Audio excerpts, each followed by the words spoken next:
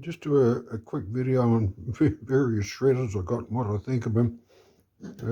This is a commercially made one. It's 0.8 of a millimetre. Personally, I wouldn't spend a couple $100 on one. It's just a bit too fine. I'd spend $10 or $20 on a pasta machine. This was a bit of an experiment I did. This is a Davis Waddell brand because I think it's 1.5 millimetre. 1 millimetre is ideal. You just got to run it through twice. I made an adapter so I could drive a drill. It's same as commercial one. You can put a socket on the end and drive it. Yeah, wouldn't buy one of them. This is an antique. Don't know if you can see it. It's got cutters here. There's 3 of them, and when you turn it, this roller turns and these 3 cutters get hold of it. This is on here. It works quite good, but makes a mess. Probably most of these you've got to stick them in a bin. My favourite is a Cuthof, and that's my go-to one. It's got 2 spiral blades. They're a bit of a nuisance to sharpen. It's a shame they're not made anymore. I've got plenty of blades. I've got 3 drums and 2 machines, so I've got plenty of spares. And I made a jig to sharpen these on a commercial sharpener. But that, without a doubt, is the best if you can get hold of one of them. There's a second-hand one, been on eBay for a couple of years. The blades can be sharpened. I mean, the blades, if you sharpen them, the blades will last for years.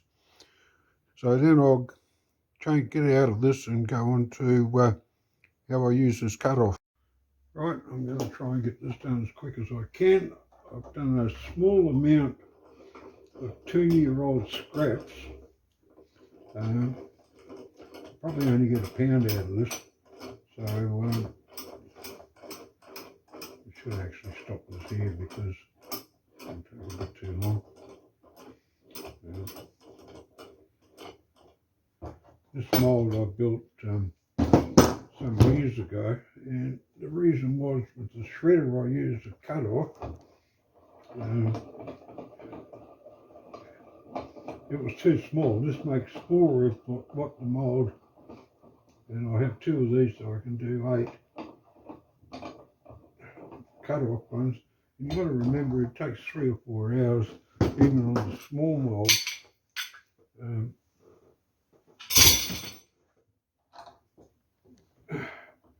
Before you can actually slice it.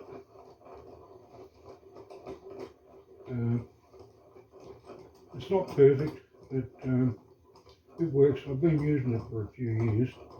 I've got another couple that a carpenter made for me.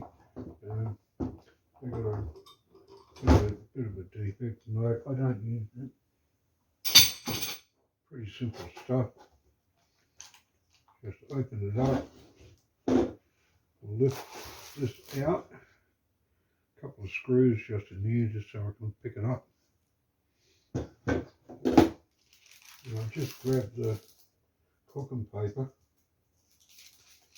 and I'll pick it up in one piece. Bang that over there. I'll get this out of the way. To make one of these, it's got to be untreated timber, just bare timber, nothing else. It's broken, fix that later.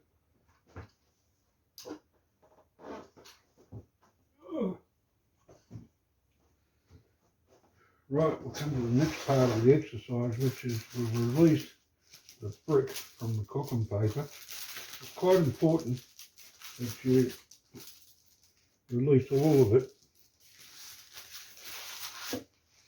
So just tip it over. Some of it will stick to the thin one.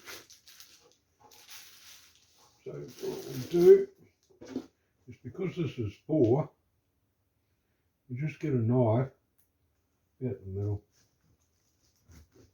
and you just push it through. It's a piece of cake. Put it through.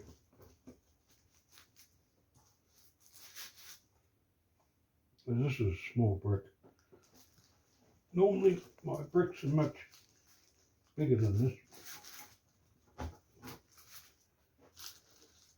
They're normally much bigger. And then I cut these into 4. The original say cut in 3, but I found 4 better.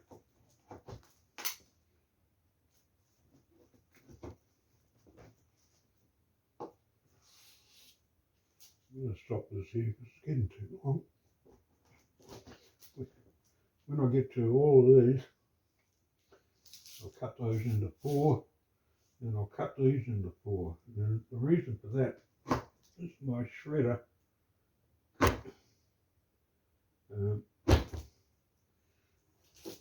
put them in the shredder like that.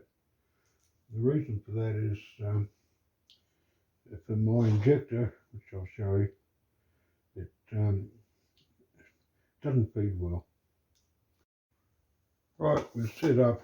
Here's the Cuthof machine, not made anymore. They got into trouble because they were selling tobacco and not paying tax. Basically, this piece was a part of the crank handle. I cut it off and I put this universal joint in. Don't need to, I've got a couple of others about that. So that just goes into here.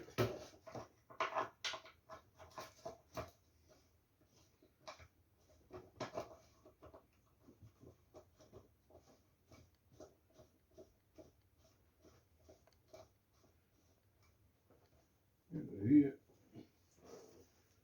Grab my drill with just a driver in it. Got a bin here, and I grab 4. These are much smaller than what I normally have, but they'll work. Put it in there, slow speed, pop the drill in.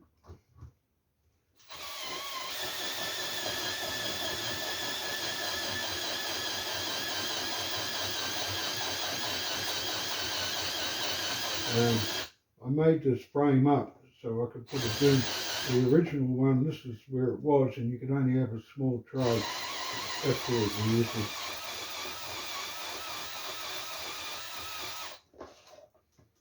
And when you get to the end, just grab another 4.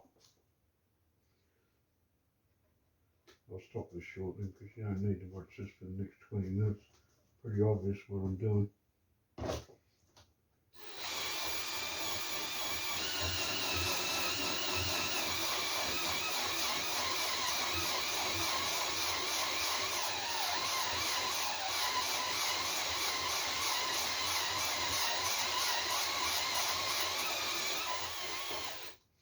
Because it's quite wet, this is scraps.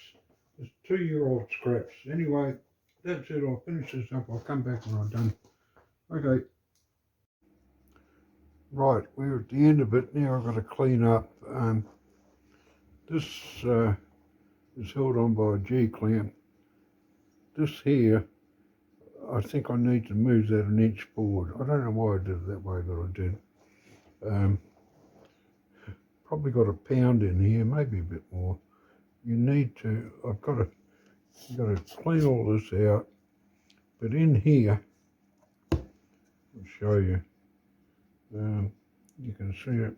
It builds up with crud. You've got to get that out. I've got an awl that I use. I'll try and do this one-handed. And I chip that out. This lot here, normally I put it under a fan, but because it's not much, it's actually beautiful. I'll just let it dry out normally. This Cuthof, without a doubt, is the best shredder ever made. Unfortunately not made anymore for the reasons I've already explained.